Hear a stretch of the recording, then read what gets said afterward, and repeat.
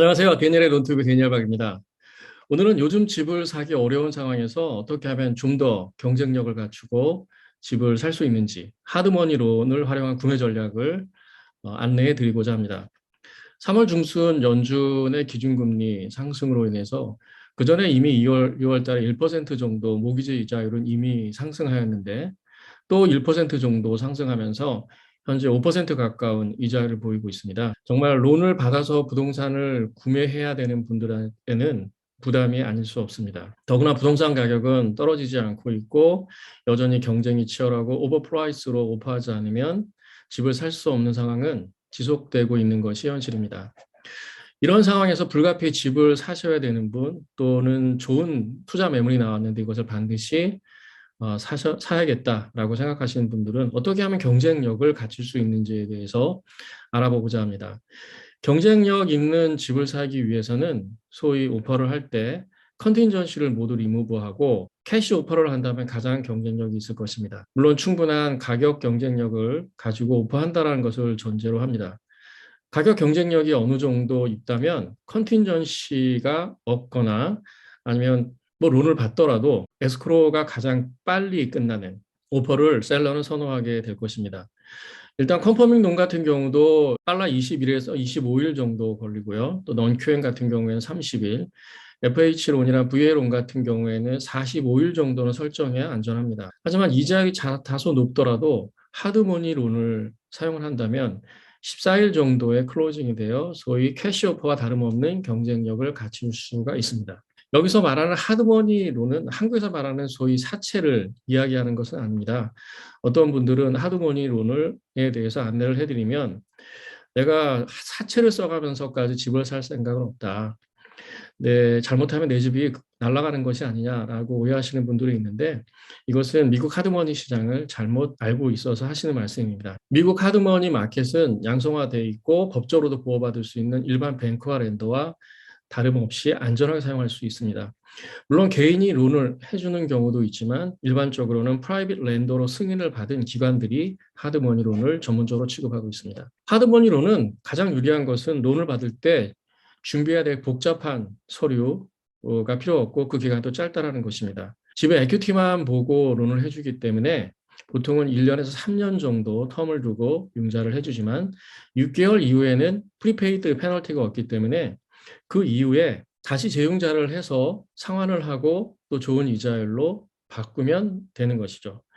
그래서 단기적으로 6개월이든 1년 정도 사용할 목적이라면 하드머니론이 오히려 이자만 낼 수 있는 그런 옵션도 있기 때문에 페이먼 부담도 줄일 수가 있습니다. 크레딧이 좋고 LTV가 70% 정도 낮은 경우, 70% 언더 한 50% 정도 낮은 경우에는 7% 정도의 이자를 받을 수 있고요.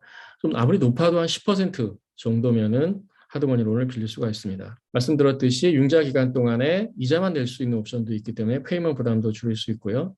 따라서 터무니없는 이자율에 뭐 한 달만 연체해도 그것을 넘겨버리는 그런 무시무시한 사채 융자가 아닙니다. 따라서 하드머니론을 사용해서 융자를 14일 내에 복잡한 서류 준비 없이 받을 수 있다면 오파 경쟁에서 굉장히 유리한 고지를 일단 선점할 수 있다는 것입니다.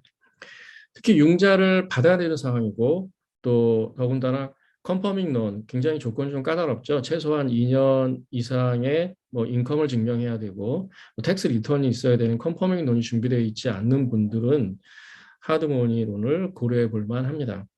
그리고 집을 산 후에 6개월 후에 다시 재융자를 받으면 되는데 물론 처음부터 내가 어떤 론이 가능할지에 대해서 충분히 고려하고 결정을 해놓은 다음에 진행을 하면 안전하겠습니다. 대략 30% 정도의 다운 페이먼이 준비되어 있다면 그리고 자신의 어떤 론 경쟁력이 좀 떨어지는 서류 준비가 좀 미비하신 분들은 하드머니론을 활용하면 굉장히 유리한 조건에서 집을 살 수가 있습니다. 그래서 보통 플리핑 투자 같은 경우에 이 하드머니론을 많이 활용하고 있는 것이 사실입니다. 집을 사려는 사람은 여러 가지 천차만별 조건을 가지고 경쟁을 해야 되고요. 셀러는 그런 상황을 고려하지 않죠. 가장 본인에게 유리한 조건으로 오퍼하는 사람한테 집을 주기 바랍니다. 여러 가지 시행착오를 통해서 아직까지 딜을 성공하지 못하는 경우가 있다면 하드머니론을 한번 고려해 보는 것도 옵션이 될 수 있을 것입니다.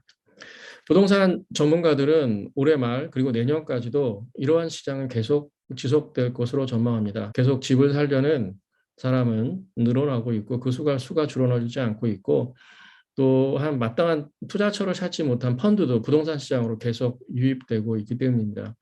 이자는 올라가지만 집값은 떨어지지 않는 것이 지금 현실이고 이것이 당분간 지속될 수밖에 없는 그런 시장 구조인 거죠. 부동산 구매에 어떤 경우든 실패하신 분들은 본인이 왜 실패했는지, 어떤 경쟁력을 갖춰야만 부동산 구매에 성공할 수 있는지에 대해서 좀 더 유리한 조건들을 더 준비하신 후에 다시 시도하셔서 딜에 성공하시기를 바라겠습니다.